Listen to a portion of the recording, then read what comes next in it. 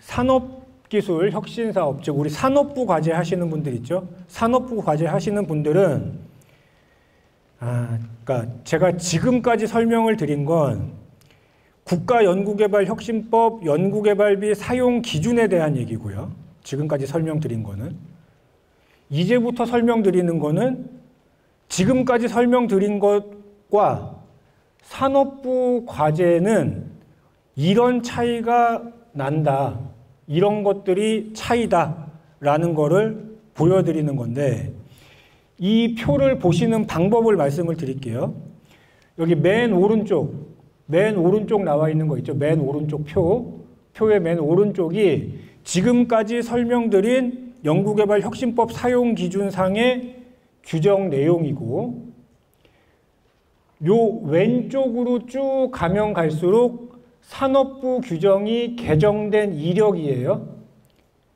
그러니까 차이가 나는 산업부 규정사항들 개정 이력, 즉 산업부 23년 5월 규정, 산업부 23년 12월 규정, 산업부 24년 12월 말 규정. 요렇게 바뀐다. 요렇게. 제가 이거 옛날의 규정을 계속 지우지 않고 아까 제가 아까 연구개발혁신법 개정사항도 22년 거부터 계속 지금 누적해서 보여드리잖아요. 여러분들 단계정산 때문에 그래요. 그죠? 단계정산은 옛날 것도 지금 받으셔야 되잖아요. 그러니까 22년도에 쓰신 거는 22년도 규정으로 가셔야 되는 거고 23년도 쓰신 거는 23년도 규정을 가셔야 되는 거예요. 그러니까 여러분이 지금 단계정산을 받으려면 지금 현행 규정만 알고 계시면 안 되고 이전에 썼던 당시 때 규정도 알고 계셔야 나중에 정산 때 대응을 하실 수가 있어서 요거를 제가 지우지 않고 계속 놔두고 있는 거거든요. 그리고 혹시라도 지금 산업부 규정이 23년 5월 규정부터 나오는데 유튜브에 일신회계법인 유튜브에 보시면은 작년 이맘때에 제가 똑같이 강의한 게 있어요. 거기서는 22년도 규정도 여기 있었어요. 그때는 요게 없었고 22년도 규정이 하나가 더 있었거든요. 그러니까 옛날 규정도 어떻게 차이 나는지 보고 싶으면 전에 요 강의했던 유튜브 영상을 보시면 전에 것도 비교 분석되어 있는 게 있으니까 참고를 하시면 될 것 같고. 자, 이제 본론으로 들어가서 여러분들이 이 차이 나는 게 꽤 많아요. 보시면 61페이지부터 62, 3, 4, 5, 6, 7, 8, 9, 10, 11. 그죠? 이거를 제가 지금 다 설명드리려면 이것만 가지고도 2~3시간을 할 수가 있는데 그럴 수는 없으니 제가 이 중에 우리한테 좀 유리한 거는 제가 따로 설명 안 드리고 우리가 모르면은 산업부에서 불인정 당할 수 있는 거, 위험한 것들만 좀 설명드릴게요. 즉 혁신법에서는 별도 언급 없는데 산업부에서만 규제하고 있는 것들.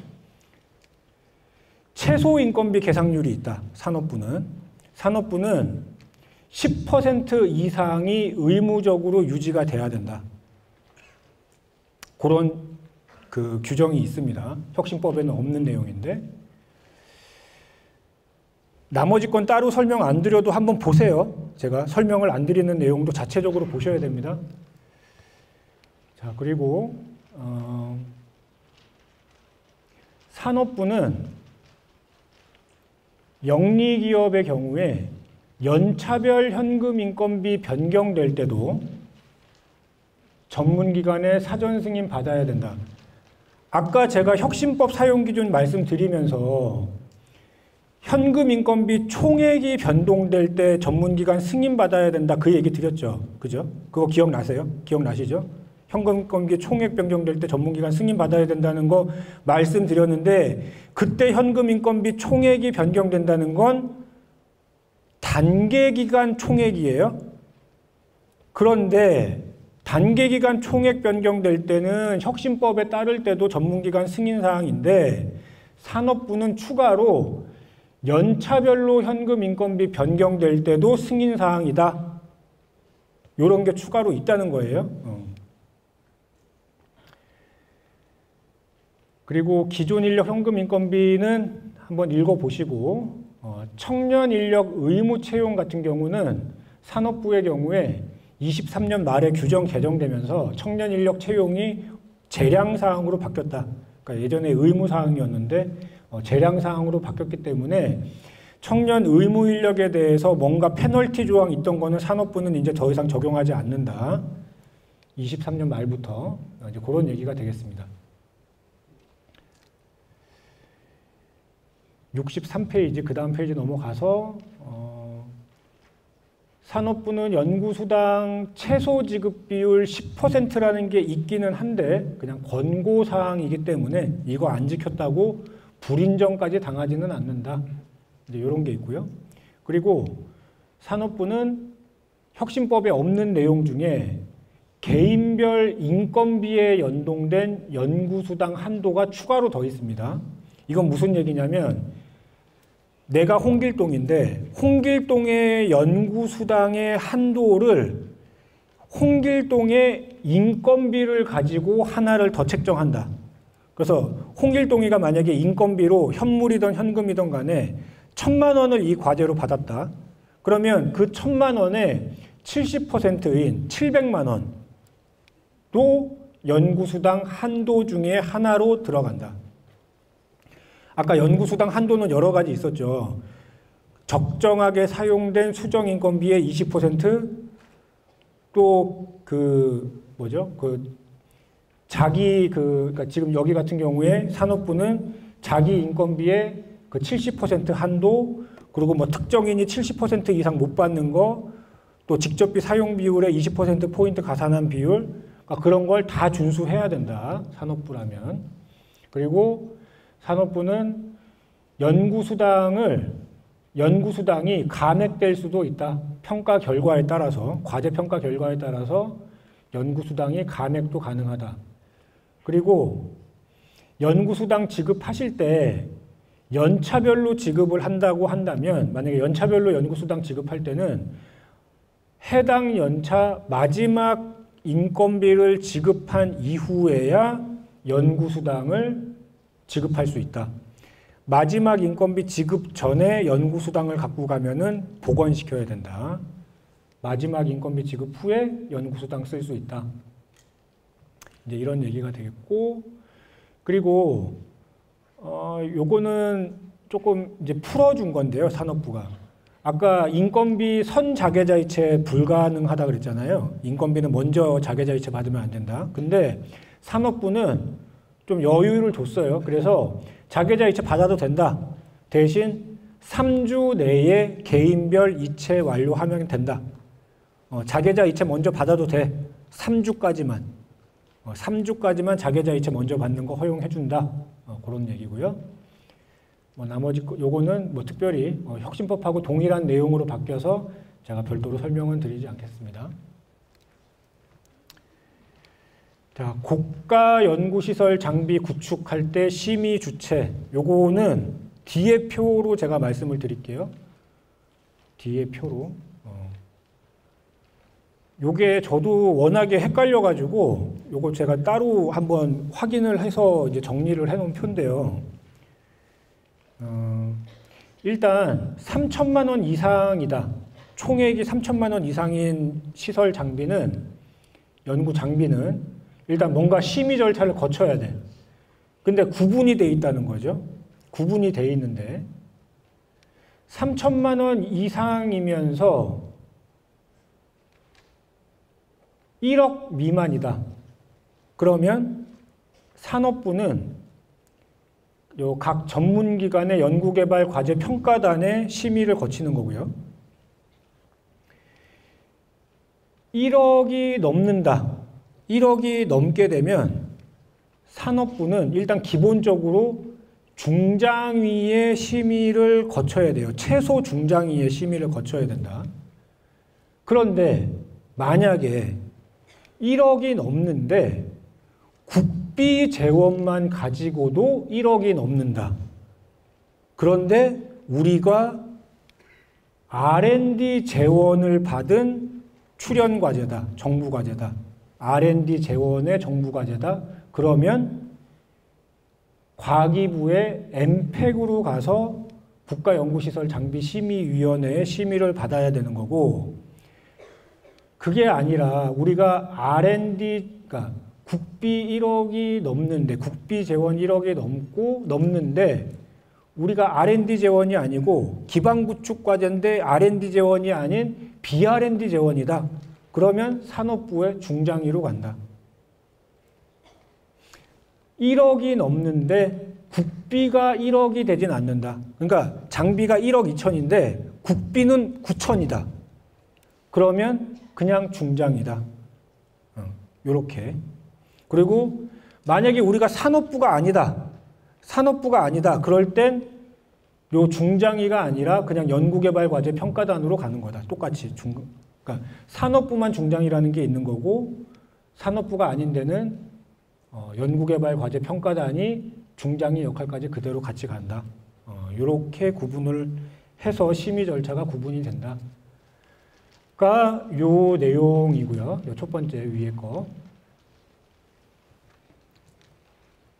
그리고 두 번째, 산업부, 혁신법에서는 아무 내용이 없는데 산업부에서는 만약에 우리가 3천만 원 이상 장비를 구입하도록 계획했던 게 있었다. 만약에. 그래서 5천만 원짜리 장비를 사기로 계획을 했단 말이에요. 그 3천만 원 이상 되는 장비를 구매하려면은 연구개발계획서에 명시를 해놔야 되잖아요. 그죠? 거기에 우리가 5천으로 반영을 해놨어요. 만약에. 근데 실제 구매를 하고 나니까 낙찰 차액이 발생이 돼서 3천만 원 주고 산 거예요. 5천만 원 예산 잡아놨는데. 그러면 2천만 원이 남잖아요. 2천만 원 남는 거는 어떻게 써라라는 거에 대해서 혁신법에서는 아무 얘기를 안 해요. 그러니까 그냥 뭐 재료비로 쓰든 활동비로 쓰든 뭐 승인받아서 뭐 간접비로 가든 뭐 그렇게 하시면 되는데 산업부는 그게 아니다. 반드시 시설 장비비 또는 재료비로만 써야 된다. 그렇게 제한이 돼 있다. 이런 거고요. 세 번째 거 아주 중요합니다.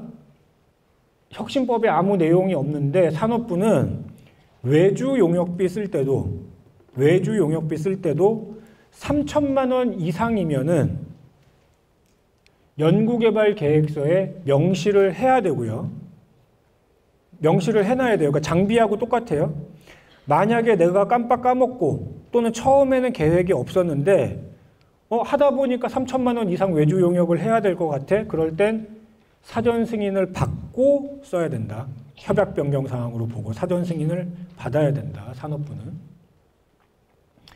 여기서 얘기하는 외주 용역비는 아까 말씀드렸지만 시제품 제작비, 그러니까 연구 재료비로 가는 그 시제품 시작품 제작비는 빠진다.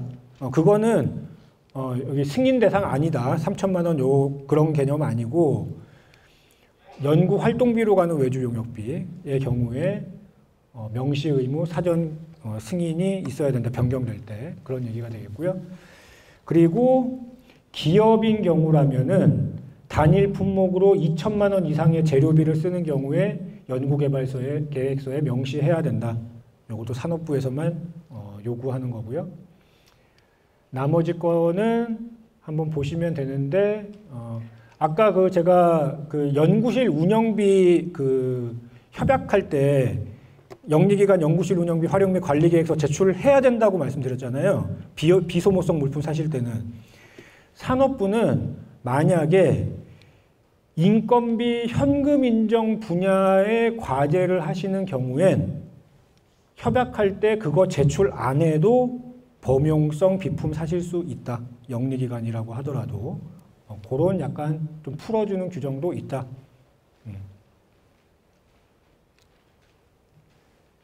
65페이지 설명드렸고, 자, 66페이지. 드디어 66페이지가 왔습니다. 이거, 자, 제가 첫 번째 거를 설명을 드림에 앞서서 67페이지로 넘어가서 설명을 드릴게요. 제가 이거 야심차게 만든 표인데, 제가 무려 한 1시간 넘게 투입을 해서 이 표를 한 장을 만들었는데요. 아까 말씀드렸던 혁신법이 요 위에 거고요. 산업부가 밑에 거예요. 차이가 나요.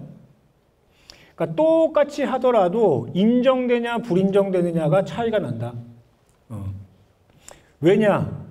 아까 혁신법은 여러 단계 거쳐서 쓰실 수 있다고 했죠. 혁신법도. 그죠?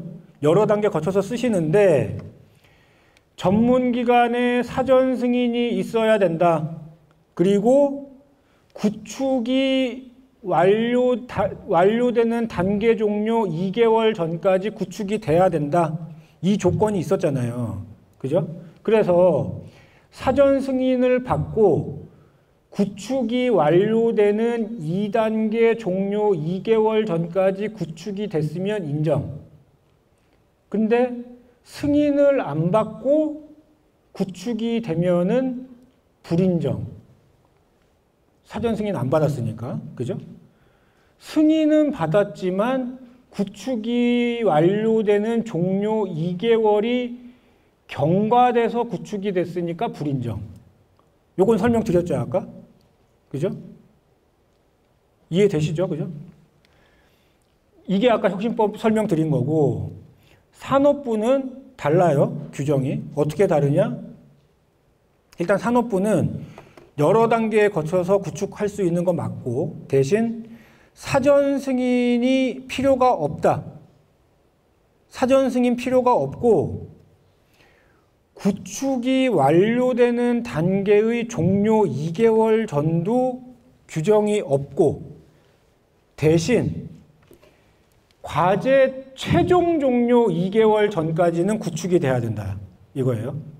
그러니까 사전 승인을 필요 없죠. 사전 승인 안 받아도 되는데 설령 사전 승인 받아가지고 구축이 2개월, 단계 종료 2개월 전에 구축되면 당연히 인정이고요. 여러 단계에 거쳐서 구축이 되더라도 사전 승인 안 받았어도 인정이죠. 사전 승인 안 받아도 인정입니다. 산업부는. 그러니까 차이가 나요. 얘는 사전 승인 안 받으면 불인정. 얘는 사전 승인 안 받아도 인정. 사전 승인 안 받고 구축이 완료되는 단계 종료 2개월이 넘었지만 산업부는 인정. 최종 종료 2개월 전보다 늦게 구축이 되면 불인정. 사전 승인을 받았어도 불인정. 이해되시죠? 이 표가, 그죠? 그 내용이에요. 그래서 이게 67페이지고요. 68페이지 제가 이제 아까는 저랑 같이 이렇게 들으면서 보니까 아 인정이네, 아 인정이네, 아 불인정이네 이렇게 했는데 여러분이 혼자 68페이지를 똑같은 표인데 한번 이렇게 동그라미를 쳐보세요. 인정인지 불인정인지. 똑같이 여기 인정인지 불인정인지 한번 표시를 해보고 67페이지랑 답을 맞춰보시라 라고 제가 68페이지에 요거 한 장을 더 넣어놨습니다. 그게 지금 66페이지에 지금 첫 번째 칸이고요. 근데 산업부는 지금 이게 이 67페이지의 요 표가 산업부는 소프트웨어도 똑같아요. 장비뿐만 아니라 소프트웨어도 똑같고 그러니까 소프트웨어도 여러 단계에 거쳐서 구축할 수가 있다. 그러니까 옛날 규정은 단계 종료 2개월 전까지 구축이 돼야 된다. 사용계약의 체결이 완료가 됐어야 되는데 이제는 소프트웨어도 여러 단계에 거쳐서 뭐 구축할 수 있다. 이제 뭐 이렇게 바뀌었고요. 그래서 산업부는 장비나 소프트웨어가 똑같다. 도입 기간과 관련돼서는. 근데 혁신법은 아까 제가 소프트웨어 얘기했어요? 안 했죠? 그냥 혁신법은 소프트웨어는 그냥 단계 종료 2개월 전까지 구축이 완료가 돼야 된다. 사용계약이 체결이 돼야 된다. 그 규정만 살아있지 여러 단계 얘기는 따로 없다. 그런 얘기가 되겠고 두 번째, 요거 잘 보십시오. 연구비 사용기간, 사용기한 단계 종료일 이전까지 써야 되는 게 원칙인데 예외적으로 뭐 시험 분석서 발행 비용까지 단계 종료 이후에 실적보고일까지 쓸 수 있다고 혁신법에서 얘기를 드렸는데 산업부는 보니까 다 똑같은데 시험 분석비, 특허 출원 등록비까지도 종료 이후에 실적보고일까지 쓸 수 있다고요. 그러니까 시험 분석비, 특허 출원 등록비도 추가로 더 쓸 수 있다고 산업부는 돼 있고, 요거 네모 박스 친 거, 요거 아주 참 그 가려운 곳을 잘 긁어줬는데 산업부에서 학회 세미나 참가비도 단계 기간 기준을 풀어줬다. 무슨 얘기냐면 우리 이런 경우 많았잖아요. 저기 그 CES 박람회 뭐 이런 거 참석하실 때 보통 12월, 11월에 그 지불하셔야 되잖아요. 그리고 1월 달에 참석하시잖아요. 만약에 12월 말에 단계가 끝나는 경우에 종전엔 그거 인정 못 받았단 말이죠. 12월 달에 비용 썼는데 1월 달에, 그러니까 단계 종료 이후인 그 다음 단계 때 박람회를 참석을 하는 비용이기 때문에 출장비든 참가비든 다 인정을 못 받았는데 산업부에서 야, 그거 열어줄게. 그거 풀어준다. 그래서 1단계 종료 전에, 1단계 종료 이전에 CES 참가비, 항공료, 숙박비를 선결제했어. 응? 24년 12월 말에 CES 참가비, 항공비료, 숙박비 선결제를 하고 다음 단계인 25년 1월에 참가했을 때 그 선결제했던 비용 1단계 비용으로 인정 가능케 해줄게. 이렇게 열어줬다. 그 내용입니다. 밑에 내용은 넘어가도록 하고요. 67페이지 설명드렸고 8페이지도 설명드렸고 69페이지는 두 번째 거 한번 보시면 회의비 식대. 아까 산업부, 제가 아까 회의비 식대 24년 12월 1일부터 적용되는 회의비 식대, 뭐 사전 내부 결제 막 그렇게 얘기하면서 마지막에 그랬죠. 산업부는 이거 안 지키셔도 돼요. 사전 내부 결제 필요 없어요. 그랬죠. 그게 요건데요. 24년 말 개정된 거에 산업부에서는 회의비 중 식대를 RCMS를 통해서 등록하는 경우, 산업부가 이제 전부 다 RCMS를 통해서 정산하니까, 그죠? RCMS 통해서 사용 실적을 등록하면 사전 내부 결제 받은 걸로 보겠다. 그래서 별도로 사전 내부 증빙 안 올려도 무방하다. 산업부 과제는. 산업부만이에요. 소프트웨어 현물 계상은 시간상 넘어가도록 하겠습니다. 70페이지 증빙 간소화 건인데요. 대학의 경우에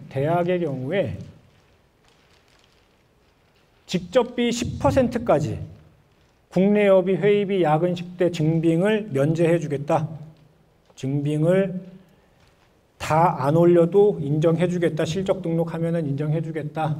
근데 아직 구체적인 가이드가 나와 있지 않아서 저도 여기까지밖에 설명을 못 드리겠습니다. 그리고 마찬가지로 대학이에요. 대학만 말씀드리는 거예요. 우리 기업은 다 제출하셔야 돼요. 기업은 뭐 기업이든 출연연이든 다 제출하시는 거고, 대학만 빼줬어요. 대학만 건당 100만 원 이하의 재료비는 연간 1000만 원을 한도로 해서 증빙 제출을 면제해 주겠다. 뭐 이런 내용이 있네요. 그리고 회의비에 아까 제가 10만 원 이하 회의비라고 하더라도 목적, 일시, 장소, 내용, 참석자 명단 5가지 다 들어가야 된다 그랬죠. 근데 산업부는 10만 원이 안 되는 회의비는 목적, 일시, 장소, 내용, 참석자 명단 중에 내용은 적지 마라. 안 적어도 해주겠다. 그냥 증빙으로 인정하겠다. 이렇게 좀 풀어준 게 있고요. 또 인건비 증빙 간소화라고 해서 혁신법에서는 우리 그 연 단위로 인건비를 관리하는 출연연의 경우에만 예외적인 규정이 있는데 산업부는 출연연뿐만 아니라 대학 및 국공립 연구기관까지 특정 연까지 전문 생산기술연구소까지 인건비 증빙을 간소화해서 급여 명세서나 계좌이체 증빙을 제출 안 해도 이런 일정한 서류만 제출하면은 인정해주겠다. 이런 얘기가 되겠고 밑에 내용은 참고로 한번 보시죠. 네. 또 연구비 카드 이외의 카드를 사용을 할 때 예외적으로 인정을 하는 걸 문구에 박아놨고요. 근데 전문기관 승인을 받아야 된다. 이건 전문기관이 아마 RCMS에서 승인 버튼을 눌러주시는 것 같더라고요. 그렇게 한다는 거고 수행기관 간 거래는 한번 읽어보시고 인력지원비 그 간접비에 인력지원비 쓸 수 있는 대상에 아까 제가 연구지원 인력을 대학 출연연, 특정연 뭐 이런 비영리 기관만 연구지원 인력 인건비를 쓸 수 있다고 말씀드렸는데 산업부는 영리기관의 연구지원 전문가 과정을 수료한 영리기관의 연구지원 전문가도 쓸 수가 있다. 간접비의 인력지원비를. 협약변경 신청기한 해당 연도 연구개발기간 종료일까지 직접비 2월은 단계기간 종료일까지 신청을 해야 된다. 협약 변경 관련해서. 연구실 운영비 변경 시에 사전 승인은 동일하긴 한데 요런 케이스, 즉 총액이 유지가 될 때 특정 품목의 수량이 변경이 됐다고 하더라도 총액이 유지가 된다면 산업부는 사전 승인까지는 필요 없다. 총액만 유지되면 특정 품목 늘어나는 건 그냥 인정해 줄게. 이렇게 좀 다르다. 까지 설명을 드렸고요. 불인정 사례는 제가 지금까지 설명드렸던 내용들 중에 설명드리면서 이제 좀 강조드렸던 부분들을 이렇게 문제로 다 이렇게 만들어 놨어요. 문제로 만들어 놔서 이걸 제가 똑같이 또 설명을 드리면 아까 설명드렸던 내용에 중복이 되기 때문에 이 불인정 사례 내용 중에 몇 개만 좀 말씀을 드릴게요. 몇 개만 말씀을 드리면 요거 75페이지에 요 아래쪽에 있는 거 한번 보실까요? 땡글동글 대학교는 원래 계획에 반영되어 있지 않은 장비를 이제 필요하다고 생각이 돼서 구매를 했는데 공급 대가 기준 2,800만 원. 즉 부가세 포함된 금액이 2,800인 거죠. 근데 설치 비용이 500만 원이 별도로 든대요. 얘를 이제 구매를 하기로 느꼈는데 가만 생각해 보니까 구매가가 2,800이니까 3,000만 원이 아니네. 그럼 3,000만 원 안 넘는 거니까 별도로 사전 승인 안 받아도 되겠구나 하고 사전 승인 안 받고 그냥 구매를 했다 그랬더니 회계법인에서 불인정 얼마? 3,300만 원 다 불인정. 왜냐? 보니까 규정에 3,000만 원이 넘는지 안 넘는지는 부가세도 포함하고 구입 및 설치에 필요한 부대 비용까지 포함해서 3,000만 원이 넘으면 승인을 받아야 되는 그런 변경사항으로 보는 겁니다. 또 추가로 설치 비용이 만약에 없고 우리가 만약에 우리 기업이라고 생각해 봐요. 기업일 때 잘 생각해 보세요. 내가 기업인데 사업계획서를 내가 짜다가 보니까 사업계획서에 2,800만 원짜리 장비예요. 2,800만 원짜리 장비를 살 계획이 있어요. 그러면 연구개발 계획서에 아까 규정에 그랬잖아요. 3,000만 원 넘는 장비는 연구개발 계획서에 명시를 하거나 명시를 안 했는데 구매를 해야 될 때는 승인받아야 된다 그랬잖아요. 그러면 2,800만 원짜리 장비를 사려고 내가 계획을 세운다면 연구개발 계획서에 명시를 해야 되나요? 2,800짜리 살 때 내가 연구개발계획서에 2,800짜리를 내가 만약에 예산에 편성을 할 거예요. 그러면 명시를 해야 되나요? 우리 기업의 경우에? 일단 답은 명시를 해야 됩니다. 왜? 3천만 원 안 넘는데 왜 명시를 해? 아까 말씀드렸지만 3천만 원 넘는지 안 넘는지는 부가세 포함했을 때 기준으로 3천이 넘는지 안 넘는지를 따지는 거고, 우리 기업은 예산 편성하실 때 부가세 포함해서 연구개발비를 편성하세요? 부가세 빼고 연구개발비 편성하세요? 부가세 빼고 편성하시죠. 그죠? 그러니까 사용실적 금액에 부가세 빼고 사용실적 등록하시는 거잖아요. 그러니까 예산 편성하실 때 부가세 뺀 금액 기준이란 말이죠. 그러니까 예산에 2,800짜리면 부가세 포함했을 때 3,080만 원짜리가 된다는 거죠.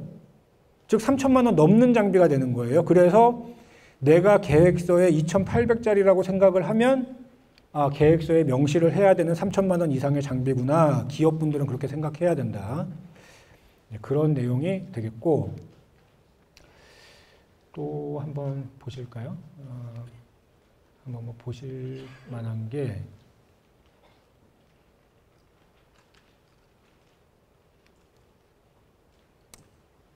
뭐 요거 한번 볼까요? 우리 회사 동그라미는 공동연구개발기관인 세모대학과 과제 수행 중에 전문가 자문이 필요했던 거예요. 그래서 세모대학의 다른 과 교수인 홍길동 씨에게 전문가 활용비를 지급했다. 그러면 어떻게 되죠? 불인정이죠, 불인정. 왜? 서로 비영리 기관이어야 되는데 지금 주는 사람이 비영리 기관이 아니고 기업이잖아요. 그죠? 기업이 같은 수행기관에 소속되어 있는 전문가한테 주는 경우엔 최소 단위, 부서가 다르던 다 따질 필요 없이 그냥 무조건 불인정이다. 최소 단위 따지는 건 서로 비영리일 때 그 사람이 참여 연구자와 최소 단위가 다른 부서 사람이라면 인정된다는 거지, 서로 비영리가 아닌다. 일방이 만약에 영리기관이라면 최소 단위 따질 필요 없이 무조건 불인정이다. 그런 얘기가 되겠고, 또 보시면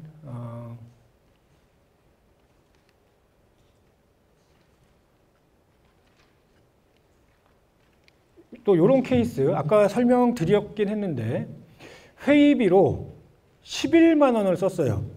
그러니까 카드를 긁었더니 부가세 포함해서 11만 원이야. 근데 이 회사는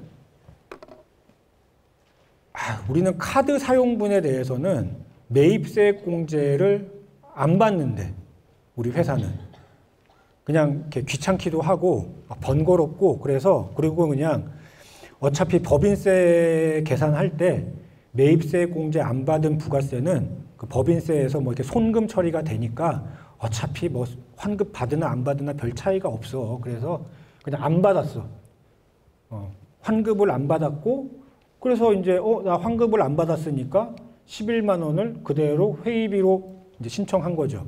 나 환급 받은 게 없다. 그러면 부가세만큼 불인정. 환급을 받았던 안 받았던 간에 실제 환급 여부에 불과하고 환급을 받을 수 있었던 부가세는 다 빼야 된다. 그게 이제 이런 얘기가 되겠습니다.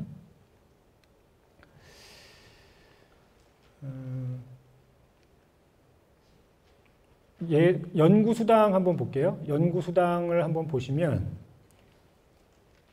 연구개발계획서 이제 홍길동 대리가 연구수당은 인건비의 20%까지 지급 가능하다는 규정을 확인을 하시고 인건비 1억 원을 편성을 하면서 연구수당 1억 원의 20%인 2천만 원을 편성한 거예요. 근데 채용이 지연이 되면서 6천만 원밖에 인건비를 못 썼다. 근데 처음에 편성까지는 잘했는데 제가 아까 적정하게 사용된 수정인건비의 20%라는 거를 이제 까먹은 거죠. 처음에만 제대로 하고. 그리고는 연구수당을 그냥 2천만 원을 다 쓴 거죠. 이러면 어떻게 된다? 적정하게 사용된 인건비 6천만 원의 20%인 1,200만 원까지 쓸 수 있는데 연구수당 예산이 2천만 원까지 잡혀 있으니까 그냥 2천만 원까지 다 써버렸다? 그러면 1,200만 원까지밖에 쓸 수 없는 연구수당을 2천만 원까지 다 썼으니까 800만 원이 지도새도 모르게 불인정이 돼버리더라. 이제 이렇게 되는 거고요. 자, 그리고 특정 개인이 70%까지밖에 못 받는다는 거, 그거는 이제 요 밑에 사례가 되겠습니다. 밑에 사례가 되겠고, 직접비 사용 비율에 따라서 연구수당 예산 그 연구수당 그 한도액 변경되는 거, 요 위에 사례. 그리고 아까 인건비 1억 중에 뭐 6천만 원만 사용된 게 아니라 만약에 1억을 다 쓰긴 썼어요. 1억을 다 썼는데 인건비가 만약에 4천만 원이 불인정이 됐다. 1억 중에 4천만 원이 불인정됐다. 그러면 제대로 쓴 인건비는 6천만 원이네. 그러면 연구수당 한도는 제대로 쓴 인건비 6천만 원의 20%인 1,200만 원까지다. 제대로 쓴 금액의 20%인 1,200만 원까지고 만약에 2천만 원 그대로 썼으면 마찬가지로 800만 원 불인정된다. 초과해서. 이렇게 이제 계산이 된다 거고요.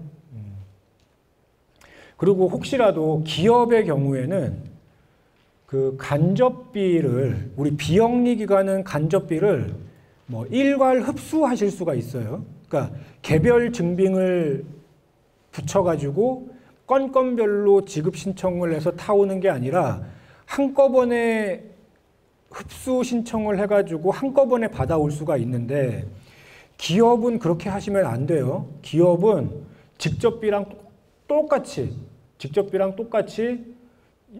기업은 간접비 기관 단위 통합 관리가 불가능하기 때문에 만약에 비영리 기관처럼 일괄 흡수하시게 되면은 전체 금액 다 불인정된다. 기업은. 여기서 강의는 마무리하겠습니다. 네, 오늘 수고하셨습니다.